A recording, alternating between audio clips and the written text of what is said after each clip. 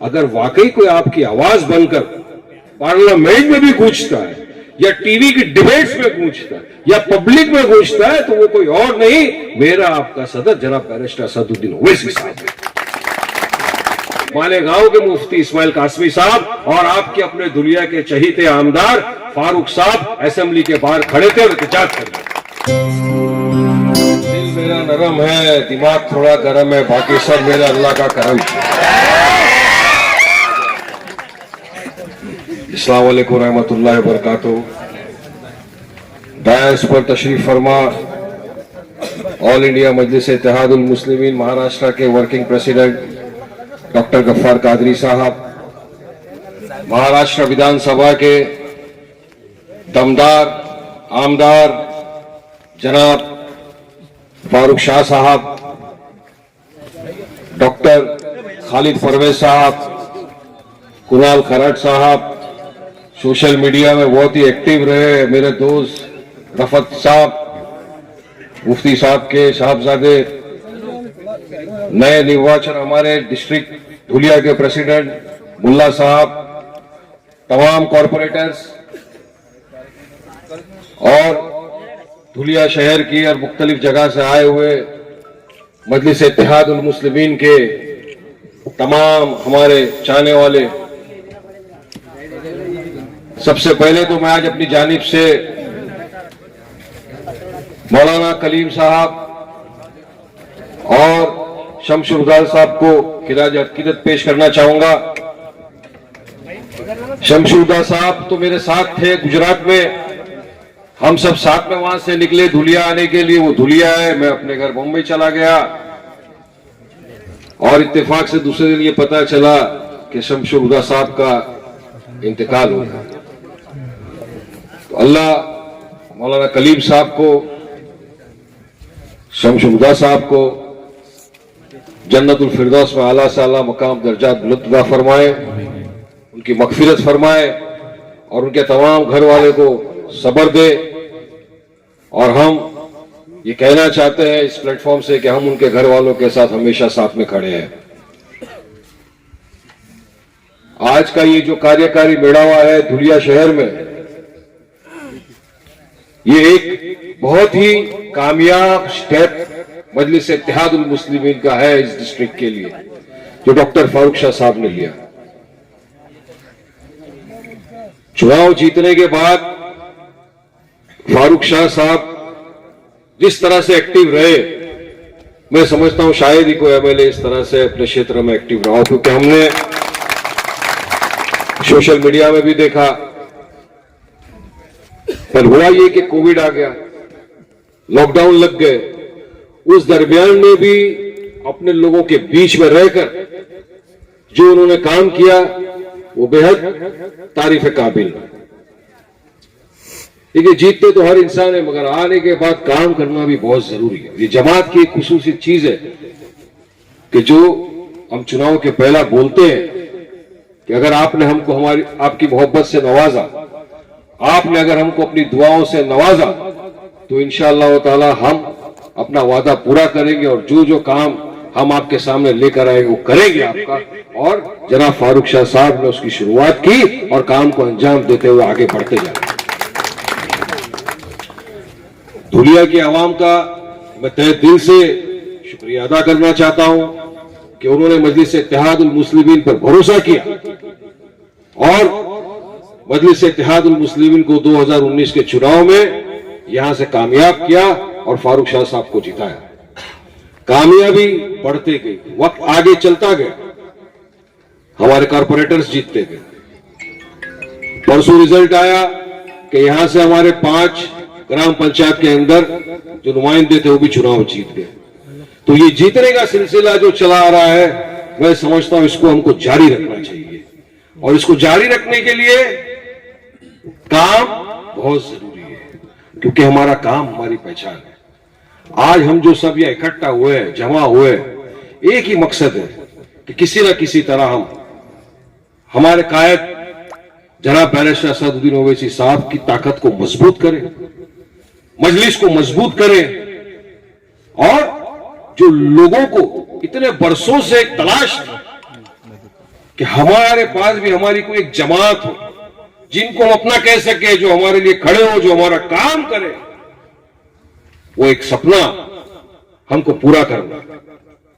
आज मजलिस इत्तेहादुल मुस्लिमीन में देखिए तो आप दो हमारे खासदार बैरिस्टर सदुद्दीन ओवैसी साहब हैं, औरंगाबाद से इम्तियाज जलील साहब हैं। हमारे पास 14 कॉरपोरेटर्स हैं, हैदराबाद में है, महाराष्ट्र में है, और आपकी दुआओं से अल्लाह सुब्हाना तआला ने हमको बिहार में भी कामयाबी अता फरमाई, जहां से हमारे 5 एमएलए चुनकर है। तो कहीं ना कहीं आज लोगों को यह लग रहा है कि हमको एक जो चीज की तलाश, वो तलाश पूरे देश में आप देखिए, सब लोग जहां कहीं भी, अभी पिछले दिनों में मैं गुजरात में था, हम बड़ौदा गए, सूरत गए, भरूच गए, अहमदाबाद गए, गुजरात के मुख्तलिफ इलाकों में गए, लोगों से मिले, जवाबदारों से मिले, उलमा इकराम से मिले, जर्नलिस्ट से मिले। हर तरफ एक ही था कि नहीं, अब असद साहब को गुजरात में आना चाहिए, चुनाव लड़ना चाहिए, और इंशाअल्लाह हम यकीन दिलाते हैं वारिस भाई कि आप जाइए असद साहब को बोलिए कि गुजरात की आवाम मजलिस इत्तेहादुल मुस्लिमीन को भारी अक्सर के साथ कामयाबी अता करेगी। ये एक गुजरात का ही नहीं, मैं आपको यूपी का बताऊं, वेस्ट बंगाल का बताऊं, क्योंकि मजलिस इत्तेहादुल मुस्लिमीन, हमारे जैसे सदर साहब ने कहा कि हम अब पूरे देश में चुनाव लड़ेंगे। तो क्यों नहीं लड़ेंगे? संविधान को मानते हैं, डेमोक्रेटिक कंट्री में रहते हैं।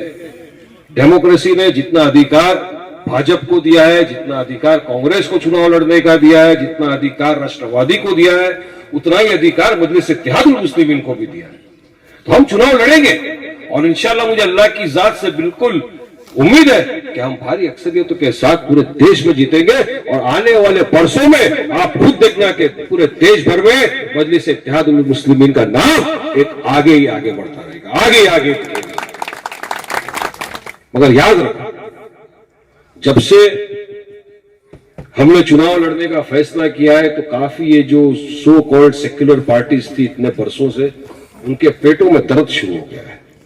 ये किसी ना किसी तरह लोगों को फंसाने की कोशिश कर रहे हैं, झूठे केसेस बना रहे हैं, मगर हमको डरना नहीं है। डरने और घबराने का नाम मजलिस इत्तेहादुल मुस्लिमीन नहीं है, याद रखना इस बात को।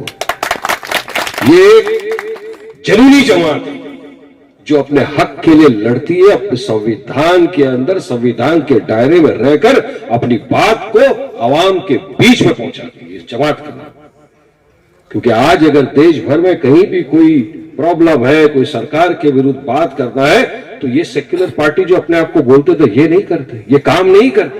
अगर वाकई कोई आपकी आवाज बनकर पार्लियामेंट में भी गूंजता है, या टीवी की डिबेट्स में गूंजता है, या पब्लिक में गूंजता है, तो वो कोई और नहीं, मेरा आपका सदर जनाब बैरिस्टर सदुद्दीन ओवैसी साहब है। और एक इंसान आगे बढ़ा है, हमारा फर्ज क्या बन रहा है? हमको उसके साथ जाना चाहिए। हमारे पास एक ऑप्शन है, आपकी अपनी खुद की जमात है, जिसका नाम है मजलिस इत्तेहादुल मुस्लिमीन, और उसका निशान है पतंग। हमको तलाश थी इसी चीज की, क्योंकि 70 वर्ष से आप और मैं सब देखते आ रहे हैं कि हमारे साथ क्या हो रहा है। क्यों इतने साल से कांग्रेस राष्ट्रवादी सत्ता में रहे, पर हमको आरक्षण तक नहीं दिला सके।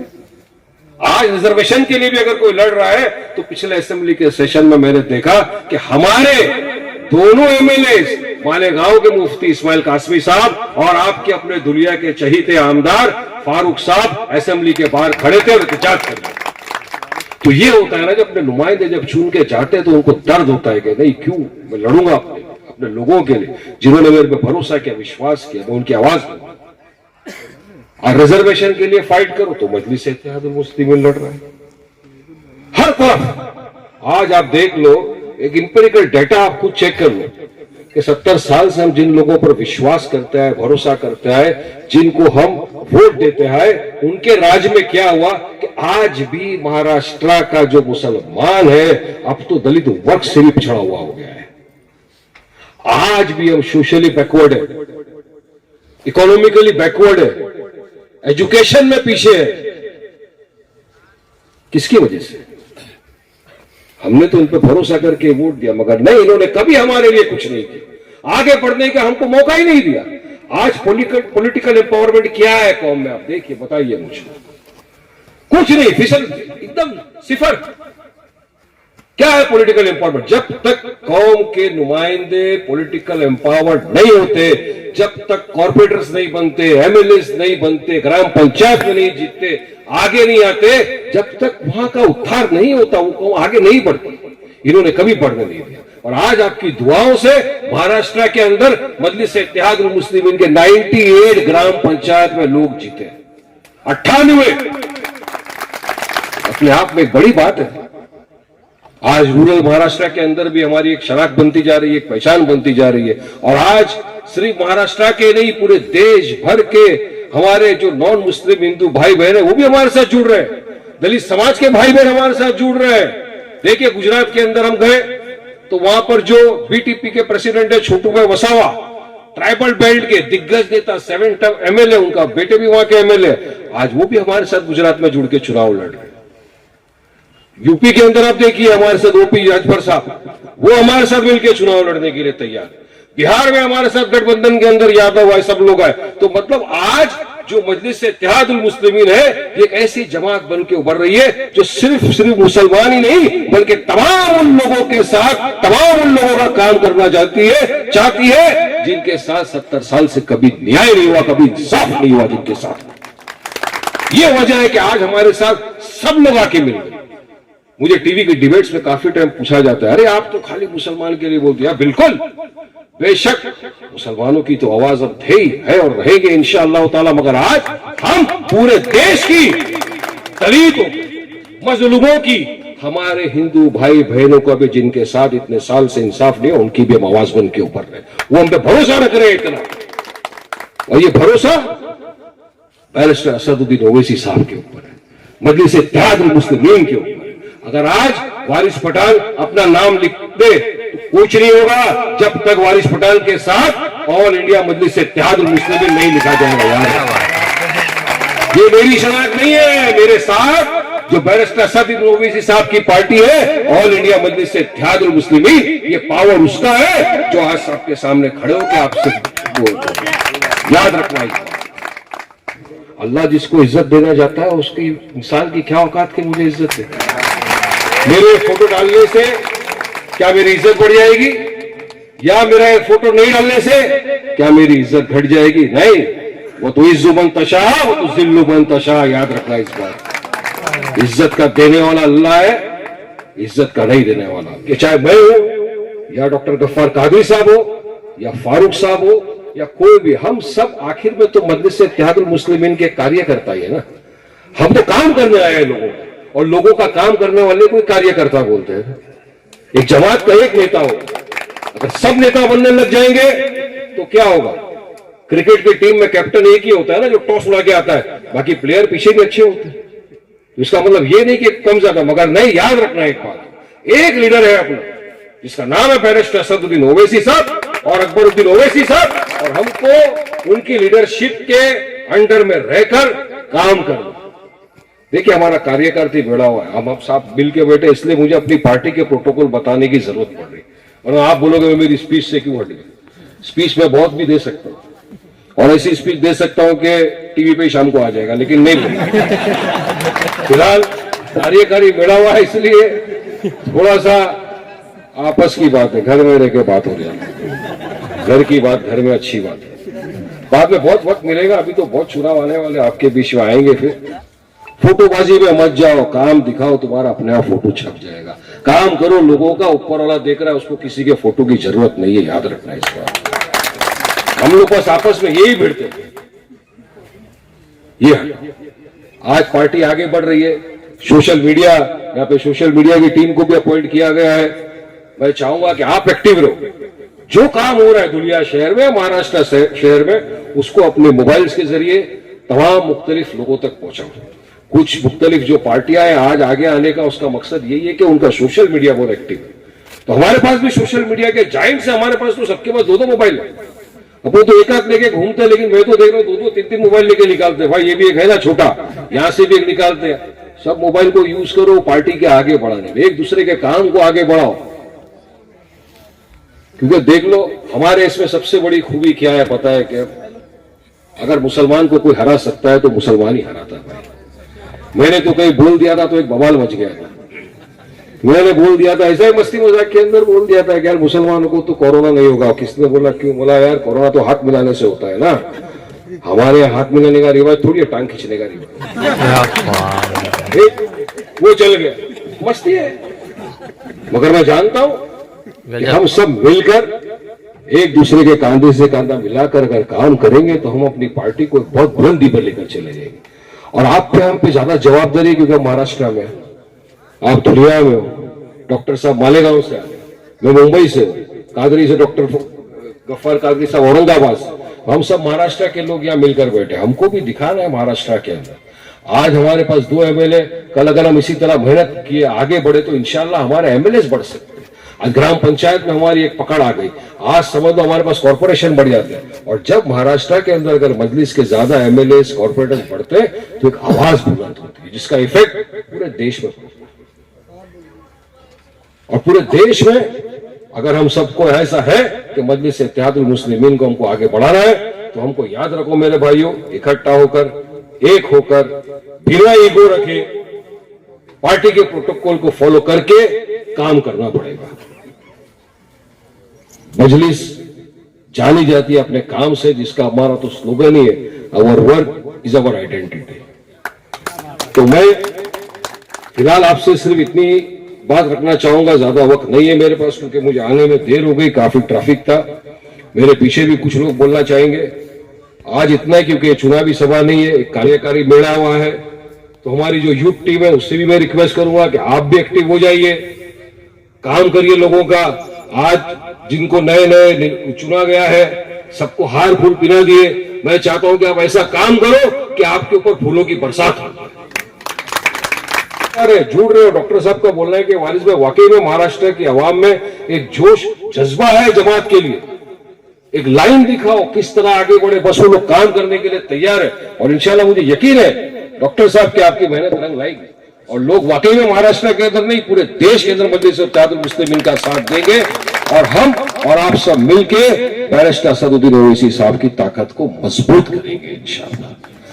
और मैं फारूक शाह साहब से रिक्वेस्ट करता हूं कि फारूक शाह साहब, ये सब लोग आपके, सब भाई आपके, सब बहनें आपके, आप सबको साथ में लेके चलिए और इंशाअल्लाह ताला आप जीतते जाइए, जीतते जाइए, जीतते जाइए चुनाव पे चुनाव, और मजलिस इत्तेहादुल मुस्लिमीन का नाम आगे रोशन करते रहिए। शुक्रिया, अस्सलाम वालेकुम।